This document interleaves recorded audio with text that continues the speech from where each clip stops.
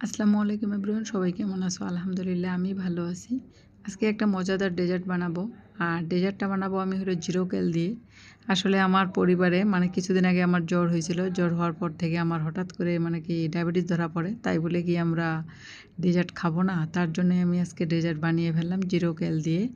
আর এটা বানাবো আমি হলো শাহি টুকরা। শাহি টুকরার জন্য প্রথমে আমি ব্রেড নিয়ে নিছি। ব্রেডটা আমি এভাবে ছোট করে টুকরা করে নিলাম। আসলে এটা বড় করেও নেওয়া যায়, ছোট করেও নেওয়া যায়। যার যেভাবে ভালো হয় সেভাবে নিলেই হয়। এই যে ব্রেডটা আমি করে এক সাইডে রেখে দিলাম। তারপরে আমি একটা সুগার সিরাপ তৈরি করব। তার জন্য আমি নিলাম পানি। পানি নেওয়ার পরে হলো এখানে আমি জিরো ক্যাল দিয়ে দিব। আর জিরো ক্যাল বেশি লাগবে না, 2 প্যাকেটেই দিব। কারণ আমি আবার দুধের মধ্যেও দিব। আর ব্রেড এমনিও মিষ্টি, এইজন্য আসলে বেশি মিষ্টির প্রয়োজন হবে না। আর যারা বিশেষ করে হালকা মিষ্টি খায়, আর যারা যেভাবে মিষ্টি খায় ওভাবে দিয়ে নেওয়ার চেষ্টা করবেন। আমি আমার মতো করেই দিলাম। তারপরে এই যে ওই কড়াইতে আবার আমি ঘি দিয়ে দিলাম। আমি আসলে এটা ডুবো তেলে ভাজবো না। আর তেলের স্মেলটা আমি নিতে চাচ্ছি না। এটা শাহি বলে একটা কথা। তার জন্য আমি একটু ঘি দিয়ে ভেজে নিব। হালকা করে ঘি দিয়ে আমি ব্রেডগুলো সুন্দর করে ভেজে নিব। এটা খেতে আসলে অনেক টেস্টি হয়। কারণ ঘি এমন একটা জিনিস যে ঘি যেখানেই যায় সেখানে একটা শাহি ভাব আসে।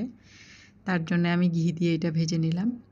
তারপরে আমি এই যে সবগুলা ব্রেড এভাবে ভেজে নিছি। ভেজে নেওয়ার পরে আমি আগে থেকে 1 কেজি দুধ জাল করে হাফ কেজি করে রাখছিলাম। সেটার মধ্যে আমি আবার এই যে জিরো ক্যাল দিয়ে দিলাম। এখানেও আমি 2 প্যাকেটই দিছি। আমার এটা মিষ্টি পারফেক্ট হয়েছিল। তারপরে আমি দিয়ে দিলাম 1 বাটি গুঁড়ো দুধ।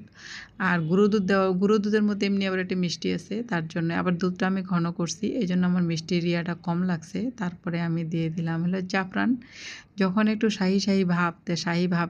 শাহির ভাবের মধ্যে তো জাফরান দিতেই হয়। তারপরে আমি এখানে দিয়ে দিলাম, আসলে আমার দুধটা তো আগে থেকেই জাল করা, এজন্য জাল করার বেশি এটা প্রয়োজন ছিল না। তারপরে এখানে আমি কর্নফ্লাওয়ার আর হলো কাস্টার্ড পাউডার একসাথে পানি দিয়ে ঘুলিয়ে নিছি। আমার যতটুকু লাগবে আমি ততটুকুই দিব, এখানে বেশি দেব না। আমার এতটুকুই হয়ে গেছে। আর এটা জাল করে আমি ভালোভাবে ঘন করে নেব। আর ঘন করে নেওয়ার পরে এক সাইডে রেখে তারপরে আমি একটা সার্ভিং ডিশ নিয়ে নিব। ডিশটার মধ্যে এই ব্রেডগুলো এইভাবে সুন্দর করে সাজিয়ে দিব। আর হলো ওই যে আগে থেকে সুগার সিরাপটা সেটা একটু করে দিয়ে দেব, যেন ব্রেডগুলা আর কি একটু ভিজা হয় এবং নরম হয় এবং খেতে ভালো লাগে। এই যে এইভাবে আমি ব্রেডগুলো সাজিয়ে নিব।